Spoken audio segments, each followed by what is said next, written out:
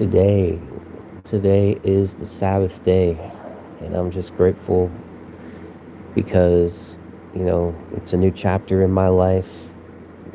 The Father's always revealing the truth to me, showing me who is for Him and who is against, and who loves His servant and who doesn't. Um, One thing very interesting about the Bible is it's a very well written psychology book. If you pay attention, it's a very well written psychology book that explains a lot of things when you look deeper at it, like how they blamed and accused innocent men um, of doing things that they didn't do, and they label. What they'll do is they'll label you, these demons. They'll label you, these workers of iniquity. They label you to try and hinder you because you're speaking the truth. And don't ever let them stop you. I'm here to tell you, don't ever let them stop you. Jesus kept teaching even when his own family turned against him. And that should tell you a lot. You got to put the truth first above everything. It means that's the true worship of the Father, is putting the truth above everything and loving your neighbor no matter what. And even when these people turn against me, I still pray for them. Even when they speak bad on my name, I'm still going to pray for them. It reminds me of a song from Currency. It says, I put my hands together, praying for my frenemies. They're trying to put out this negative energy, but I ain't going to let it touch the enemy. They got to go face it themselves. They got to face it themselves. The truth can be hard to face sometimes. I mean, man, it's so deep, on so many levels. There's so many things that everybody has to face. But today is the day of rest. Are you able to rest today? Because this is the Sabbath. This is Shabbat. Are you able to just rest and give your time to the King and just remember that you're resting. You're in His palm. You're in His hand. Are you gonna put the truth first? Are you gonna put forth, your worries first? You're gonna put your fear first?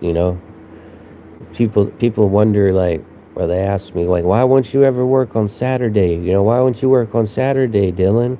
I'll tell you why, bro. Because today is the day that's for rest. Okay, you're appointed 6 days to which you can do all your work, and then you have a very special day for your rest. And that day is your day. It yields to you, my friends. It yields to you. You see, them Pharisees, they try to tell Jesus that he couldn't do nothing good on the Sabbath day. Jesus told them, no. Who told you can't do good on the Sabbath day, man? Of course you can do good. I'm checking in on my friend, man. I need to know that my friend's okay. I'll keep checking on him. Because who ought not to do good on this blessed day? On a day that's dedicated to rest. Well, how can I rest if my friend can't rest? You understand? This is where Jesus was coming from, man. He said, yeah, y'all have your whole religious thing where you're so stressed, man. You're so stressed about freaking, yeah, man, I just got a black screen because I don't want y'all to just see me. I want you to listen to the freaking message, man. It's not about the messenger, it's the message. But listen, man, everybody's so obsessed with these practices, man. Everybody's obsessed with the religious stuff and the freaking, how it looks on the outside. But what really matters is what's on the inside, bro. Today is a rest day. It's the Sabbath day, Sabbath day. Get it? Shabbat, it means rest day. This is the blessed day. No more stress day. You gotta go around and just remember, hey, you need a day to just relax, okay? You have way too many things that want your attention and want to stress you out. And it's up to you, man. Just hang out. I know my nervous system a little strong because, I just met a good friend for the first, time in a while, and I gotta make sure he's okay, man. I'm trying to take care of the people, feed the flock. You feel me? Feed the flock.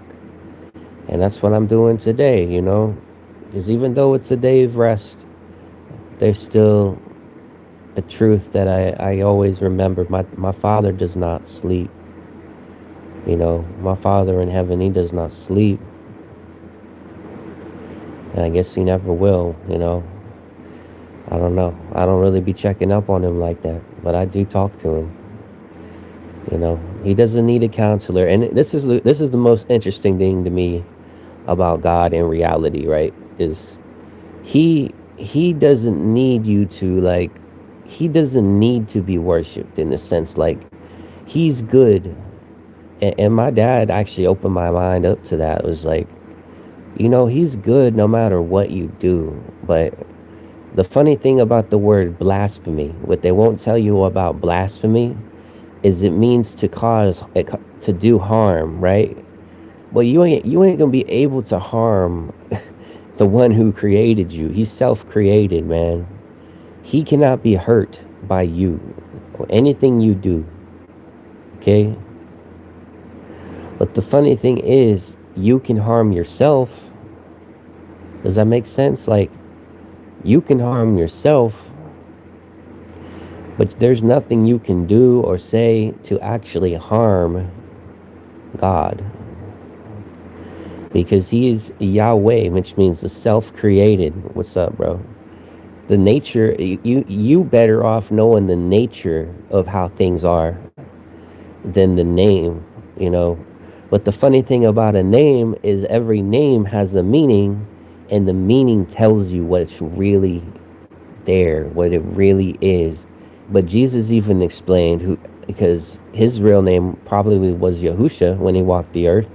But he said this: people call a thing by many names, but no matter what you call it by, the nature of that thing is still the same. That's a word to the old me, man. The old me, I was obsessed with the real name. I was so obsessed with the name, or the Hebrew name. Is it Yahuwah? Is it Yahweh? Well, what really matters is the nature of he's our Father. I just call him Father. Because he's your Father. He wants you to be his son. But it's your choice.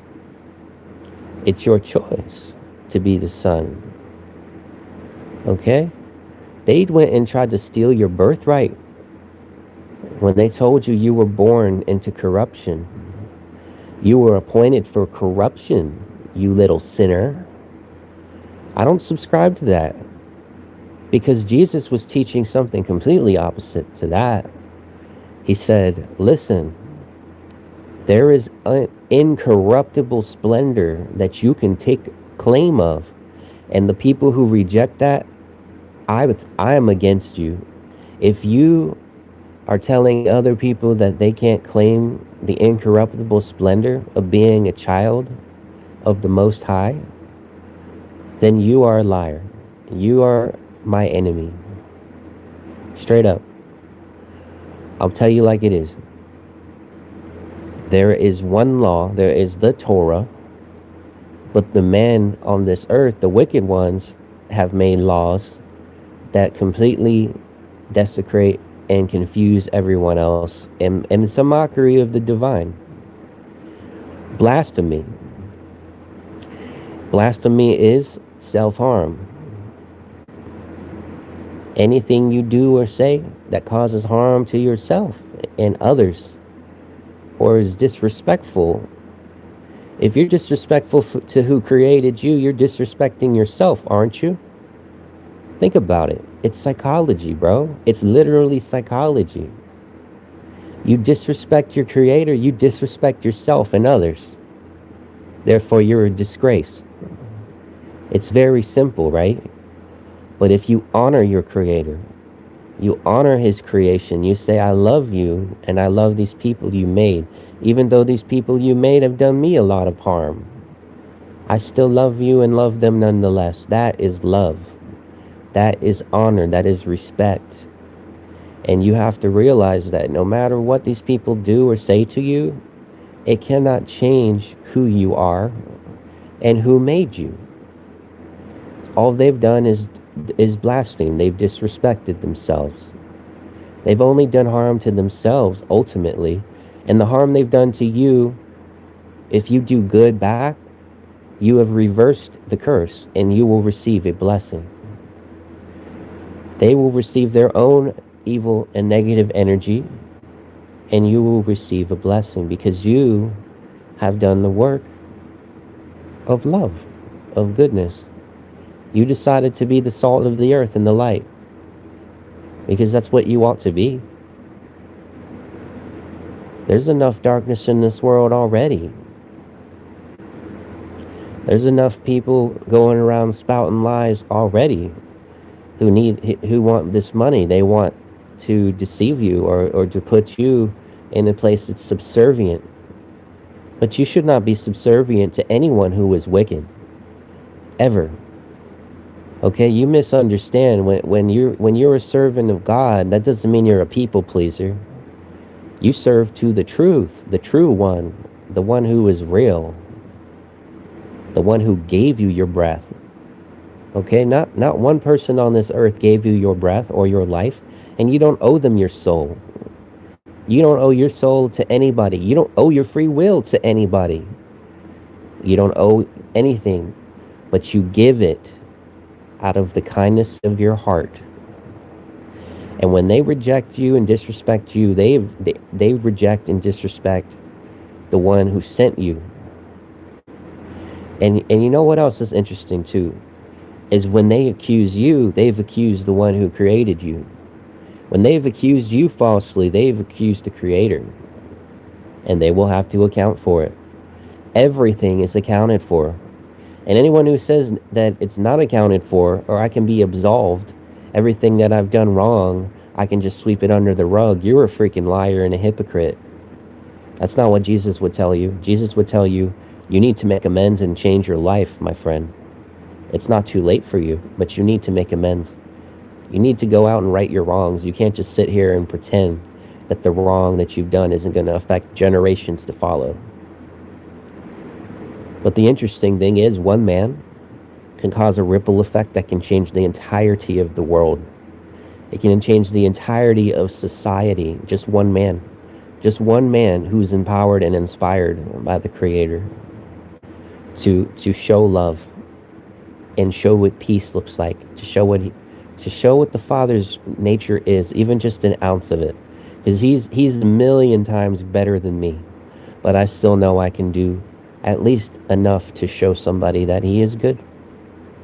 You're meant to be good, and you're not meant to be here wasting away. You have an enemy. You were born into the war zone of the world. It's not just the world you live in and ignore everything. It's a world that you need to be aware. You need to be aware, and you need to understand this is a war. A war. You understand that? Awareness, a warness. This is a war, bro. This is a war. It's a war on your own consciousness. It's a war on your soul. It's a battle, man. It's a chess game. It's Pokemon.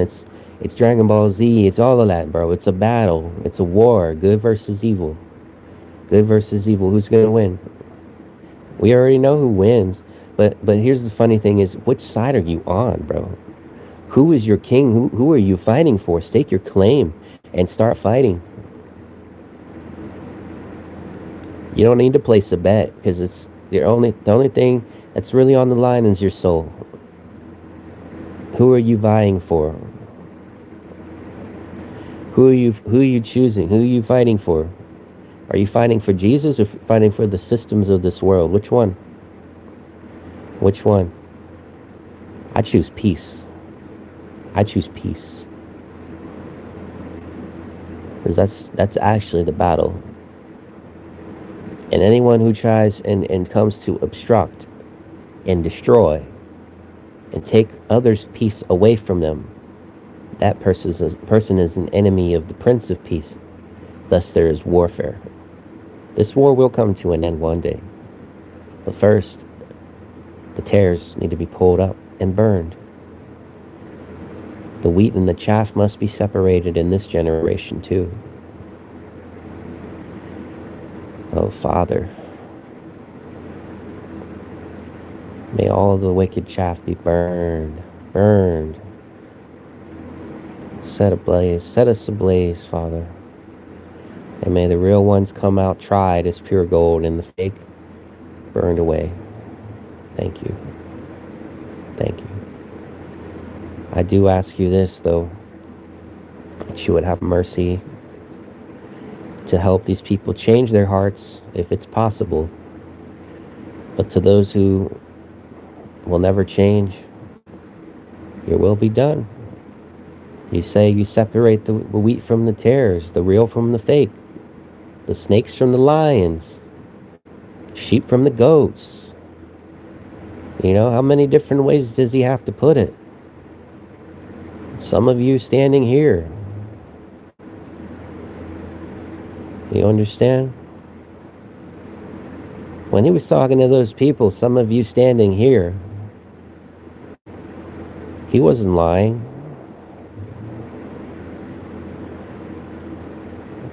Look up Josephus, the Jewish Roman wars, man. They seen him in the clouds. They seen his army of horses in the clouds. They wrote about it and they said, man, we don't even believe this, but we all saw it. All these historians. And they weren't even religious. They were just ordinary people, most of them. Josephus was special, but like there's other people who were just like not religious, didn't know Jesus Christ, you know what I'm saying? Like, but they saw it and they said, wow, this is unreal. But Jesus told them, okay? And we're waiting for him to come back, but I have to tell you something. This isn't the time for waiting. This is the time for fighting. Even on the rest day, I know it's the Sabbath, but I can't sit here and twiddle my thumbs while people are being abducted, trafficked, murdered, lied to, slandered. Poison is being thrown every which way so that people can end up in a place where they never see splendor. But you can come and claim the incorruptible splendor today. You can come and talk to Jesus today. Everybody's waiting on him. Well, meanwhile, he's telling me, you need to set this world ablaze. Incite the fire of God to come down from heaven. It's time. Incite the fire to burn off the chaff. Destroy the wicked. Destroy the wicked with your words. You don't need to punch them in the face. You don't need to kill them with guns. You don't need to kill them with swords. Kill them with words. Use the language against them, because that's what they did to you. They used the language to bind you and to destroy you. They are demonic. They are satanic. They are the servants of the devil. Those who use language to bind you, to keep you in bondage. The oppressors, the Nebuchadnezzars, the Pharaohs, the Romans. These are the enemies of Christ. These are the enemies of the Father. These are the ones you speak against. You turn your face against them because they deny you the very incorruptibility that Jesus died to teach you about. Okay? And I'm not even one of those guys that claims Jesus is God. I'm just telling you that you have the ability to claim this today. You can claim your birthright. It's yours. You were deceived. You were deceived. Your birthright is now. Jesus, you can talk to him today. The Father, you can talk to him today. Your birthright, you can claim it today. Demons, you can cast out today. The sick, you can heal today. All of this today. You don't have to wait. What did Jesus say? The kingdom of heaven is within you. The kingdom of heaven is in your midst. No matter how you translate it, it's here and it's now. And you, now, you have it. Do it. I know it's the Sabbath day, but you don't even have to get up. You can just do what I'm doing. Satan sucks, bro. He's a loser. He has no power over you. If he does, then you were deceived. The only enemy is fear. It's fear. The paralyzing fear of what if I'm not good enough? What if it doesn't work? Let me tell you something. The Father's power is real. It's tried, true, and tested. Okay? We wouldn't have accounts of this man doing miracles. Okay? It's not a folk tale. I've done it myself. And I'm not Jesus. I'm just a man. But I'm here to tell you that if you're a man, if you're a woman, okay, first of all, you need to identify as a man or a woman. But either way, you can claim that power. You can say, thank you, Father, for creating me. I claim my birthright today. Please be my father. Be my father. I'll be your son. Let's do this. Let's destroy the wickedness. Let's tear down the corporations, dude. Tear them down. You don't have to literally burn them down, okay? I'm saying to destroy them with words, because they destroyed you with words. They took your birthright. They corrupted you. They spit poison at you since the day you were born. They've been throwing poison at you and daggers dripped in venom, telling you you're not good, telling you you're a sinner. Okay, somebody telling me I'm a sinner doesn't make me a sinner, okay? It doesn't matter how many names they call you. It doesn't change who you are, bro. In fact, a lot of times it's called projection. It's psychological. It's them telling you what they are because that's what they were told that they are. So they believe it, and as you believe, so you are. You have to be the one who cuts and severs the cord and says, no, I am not going to claim that. You can claim that. I'm claiming what Jesus told me to claim because it's incorruptible. Incorruptible means ineffable. Ineffable means can't be effed with. You can't F with me. You can't F with this. It's spiritual. It's tangible, but you can't touch it. It's tangible, but you can't hurt it. Incorruptible means you can't corrupt it. It means no matter how they try to spit venom at you or deceive you or trick you or make you feel ashamed, they can never steal it. It cannot be taken. It is your birthright as a spiritual soul, a living soul, the living man, created by the incorruptible. If your Father's incorruptible, then why aren't you? Or why aren't you at least claiming him as your Father instead of claiming the devil and claiming sin? Okay? Everyone is sin, but the reason you have to destroy it at the root, dude. Okay? Everyone has sin. But here's the thing. Are we going to just keep calling each other sinners, or are we going to uproot it? Are you going to keep planting the evil trees, or are you going to uproot them, bro?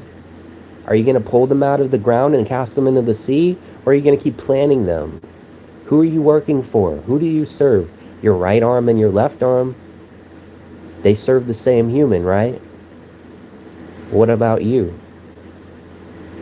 Who do you serve? A house divided against itself cannot stand. You either stand for who loves you, or you stand for your adversary, okay? It's basic psychology. You can't do one thing and another thing. You can't serve one man and another man. Your right hand can't fight against you while your left hand is fighting for you. It doesn't work. You go to war, both of your arms are one's going to defend and one's going to attack, sure.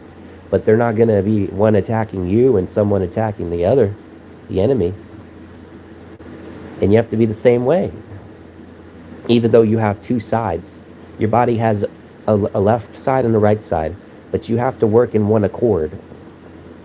It has to work in one accord. Because you have one mind. You can't be double-minded. Okay?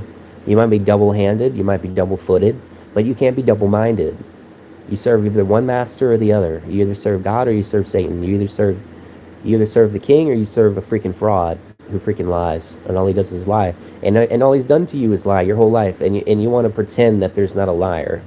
You want to pretend that there's not a deceiver, and then you can go and blame the deceiver, but guess what? You were the fool who believed him. You have to take accountability for yourself too. You can't just blame everything on the devil. Acknowledging he exists doesn't make me a fraud. I'm exposing the fraud. because the fraud taught you everything that you thought you knew until you realized it wasn't true. Everything you learned in school, everything you learned from, churchianity, Paulianity, insanity, satanity, whatever you want to call it, it's vanity. I'm here to be, basically, I'm here to follow the pattern that leads to freedom, because if everyone followed the pattern that gives you freedom, we'd be free.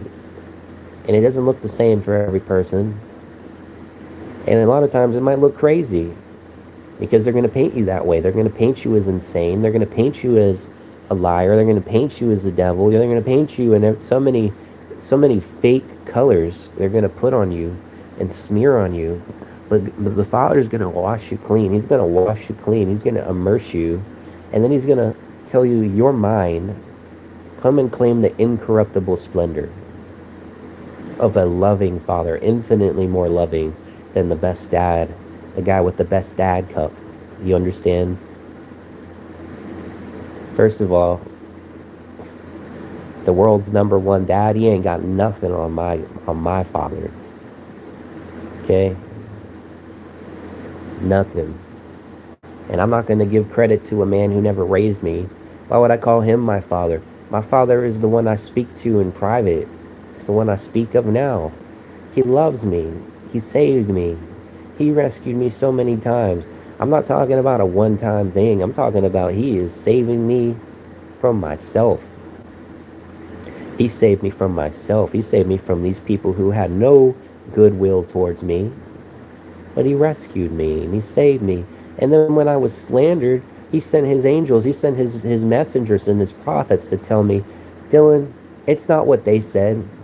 They're the liars and the hypocrites. They want you to look bad because you're speaking on my behalf, and they hate it. They can't stand the truth. They can't handle the truth, so they go and project. They project on you what's in them because they don't want you. They don't want it. They don't want to be confronted with what's in them. It's their biggest fear, to be confronted, to be accounted, to be held accountable. Oh no. Isn't that what wasn't Adam afraid of that? That's why he blamed Eve. And then Eve blamed the snake. Are we going to break free from this finally? Are we going to finally leave the garden thing? Are we going to learn from that? Or are we just going to keep blaming each other? Are we going to keep blaming Satan? Because that didn't work out very well. When she blamed Satan, when Adam blamed her and she blamed Satan, that really didn't work out very well, did it? But when Jesus came and he taught accountability, then the whole world changed and he became king. I'm telling you, the Matrix is a lie, bro. What they teach you is a lie. What they taught you is a lie. Accountability, brother. Take accountability and start changing the whole world. Jesus built a kingdom. It lasted 1,000 years when after he returned, because the Father was with him and he knew the Father. Okay, all credit goes to the Father, the Most High. But what I'm telling you is, because this man got to know the Father and he helped other people know the Father, he created a beautiful kingdom. It's the reason why we have these beautiful castles that no one can explain, these beautiful star forts that no one can explain, these beautiful things that are a remnant of the past. The Tartaria, the land of Yisu, the beautiful maps, the beautiful paintings, the beautiful buildings. Where do you think they came from, bro? They were founded, not by the founding fathers. They were found, bro. They were found. They were surrounded and claimed by a bunch of frauds and hypocrites who lied to you. Fallen angels or something, bro. I don't know what they are. They're demons. They lied to you, bro, since you were born. Ever since you took your first breath into this world, and then they started lying. They started lying to you, man, because they don't want you to know. They don't want you to know the true Christ. They don't want you to know the Father who loves you. They're too depressed. They're too obsessed with themselves. They're hypocrites. They're self-absorbed people. There's a hypocrite and narcissist virus that's the real virus, bro. And here's the cure. Read the book of Caleb. Read the holy books. Read the book of Kaledi, bro. I got it on my page. Listen, those are the real words of the real Christ who's calling us to accountability and to incorruptible splendor, brother. Incorruptible splendor. Ineffable, bro. Our Father is ineffable. Are you tired of being effed with? Are you tired of being effable? Because I'm tired of being effable. I subscribe to, okay, y'all hurt me, but then I found the Father, and now I can by no means be dismayed because y'all tried to do me dirt. And guess what? I found the clean, I found the Holy One. I found the Holy One, and now I can no longer be dismayed. I claim that. And it's no false claim. Okay? You can test my claim. You can test my claim. My Father, He sees everything. He knows everything. Okay? This is psychology, man. Why they call it blasphemy? Because you took a blast. You blasted me. I'm blasting me. Take it. Listen, blasphemy, blasting me. Because you hurt yourself when you blaspheme, bro. It's literally Google what it means to blaspheme. You hurt yourself. Etymology. Etymology. Blasphemy is hurting yourself. You disrespect who made you. You disrespect yourself, man. That's all I got to say. Have some